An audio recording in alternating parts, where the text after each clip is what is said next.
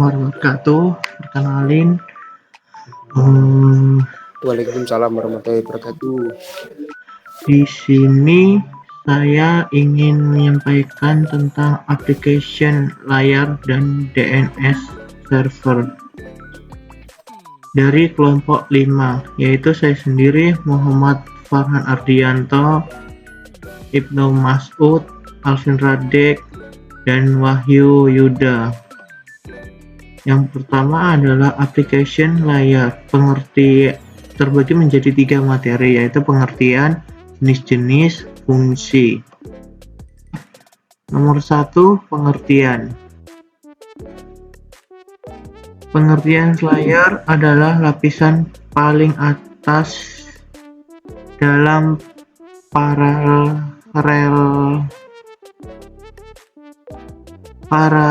dari protokol model OSI (Open System Interconnection), di mana tugasnya adalah mengatur segala sesuatu yang berhubungan dengan pertukaran data atau informasi antara pemakai software, aplikasi, maupun antara peralatan di dalam sebuah sistem.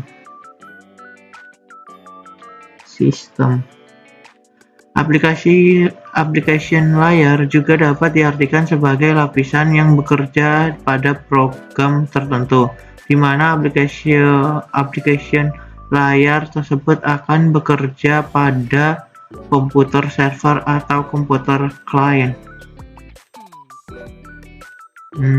Aplikasi layar merupakan lapisan yang terdekat dengan user komputer karena terdapat dalam sistem jaringan komputer, maka application layar bisa menjadi lapisan awal atau terakhir, sehingga bisa berkaitan dengan berbagai aplikasi software dan aplikasi dalam komputer seperti web browser, email, klaim, dan lain-lain. Yang kedua, jenis-jenis application layer. Di sini jenis-jenis application layer dalam protokol. Yang pertama adalah protokol DNS. DNS atau Domain Name System merupakan salah satu protokol penting dalam sebuah jaringan komputer. DNS atau membantu mendefinisikan IP address pada tiap-tiap komputer sehingga dapat saling berhubung. Yang kedua, protokol HTTP atau Hypertext Transfer Protocol digunakan pada web browser untuk membuka sebuah halaman browser web. Yang ketiga, protokol SMTP atau POP3. SMTP berfungsi untuk membantu mengirimkan email dalam email server, sedangkan POP3 untuk mengambil dan membuka email terdapat dalam email server. Yang keempat, FTP. Dengan protokol ini, user dapat mengirimkan file dan data ke komputer lain dengan menggunakan sebuah aplikasi saja. Yang kelima, DHCP. Protokol ini akan membantu melakukan konfigurasi terhadap alamat IP pada komputer Anda dalam sebuah jaringan komputer. Yang keenam, Telnet. Telnet berguna untuk menjalankan komputer dari jarak jauh. Program klien di satu mesin dapat berhubung dengan program server yang berjalan di komputer lain menggunakan protokol ini. Selanjutnya dibacakan oleh Ibnu Mas'ud. Share screen-nya, Mas. Nggak jalan itu share screen-nya.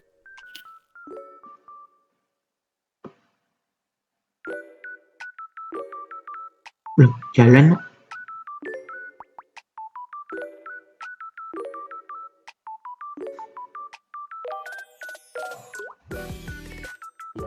Ibnu Mas'ud.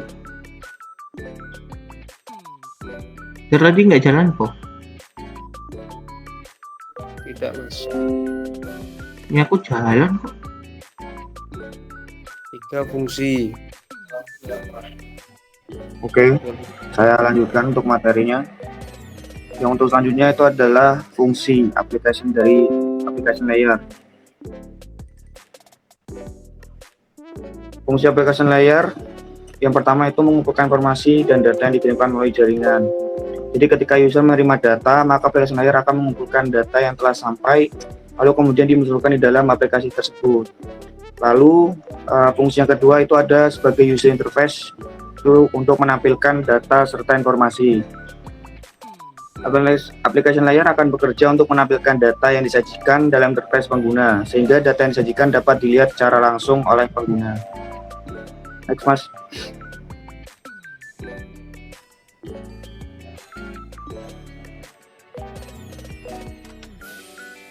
Next.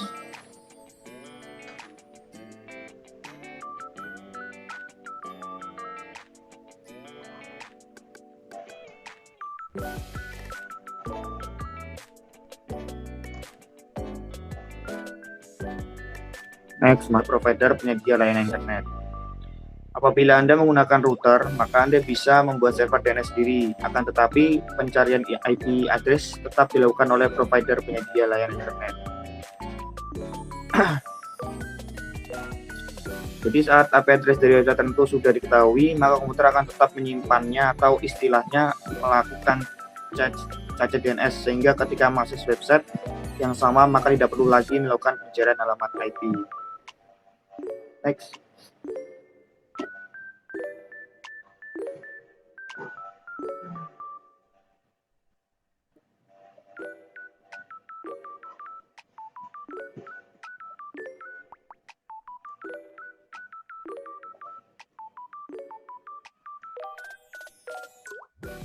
Terus selanjutnya ada jenis-jenis DNS server. Yang pertama ada record jenis. Yang pertama adalah record jenis. Jenis ini memetakan hostname ke alamat IP atau IP address 32 bit yang mungkin sering Anda ketahui dengan kode IPv4. Lalu ada AAAA, record untuk AAA record memetakan hostname ke alamat IP 128 bit atau Anda bisa menyebutnya dengan IPv6. Lalu selanjutnya ada MX record.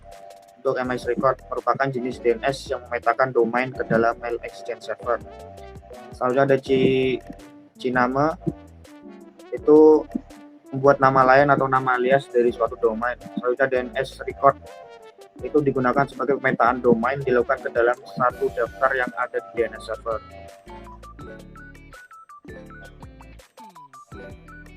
Next. Ya, selanjutnya dibacakan oleh Wahyu Yuda.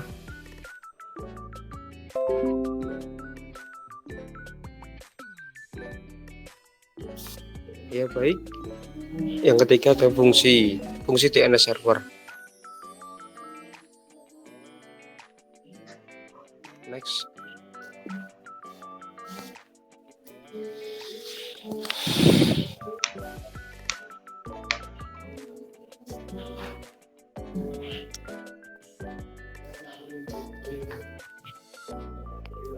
Lanjut, Mas.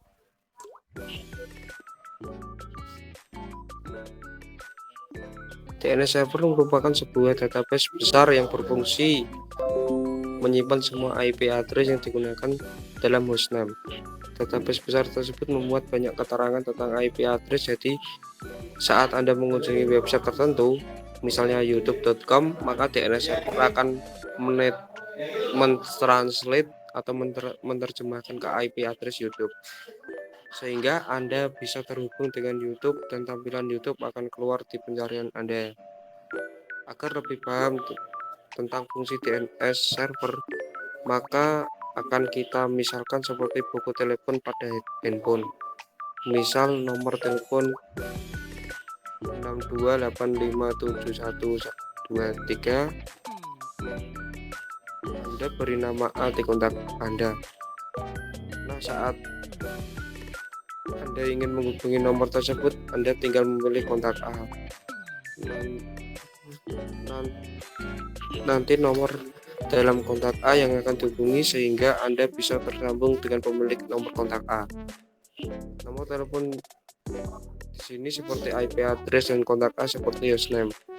Jadi saat Anda mengakses kontak A, maka phonebook akan menerjemahkan dalam nomor telepon kontak A, atau saat Anda mengakses suatu website, maka DNS server akan menerjemahkan dalam IP address website yang bersangkutan. Pengelolaan DNS itu terdiri dari 3 komponen, yaitu 3 komponen utama, yaitu DNS resolver, resource save, dan DNS server, dan autoritatif DNS server. DNS resolver merupakan klien yang diketahui sebagai komputer milik pengguna yang membuat permintaan DNS dari program tertentu, sedangkan resursive DNS server merupakan pihak memberikan jawaban pada resolver berupa hasil pencarian DNS yang diminta. Oke, next mas.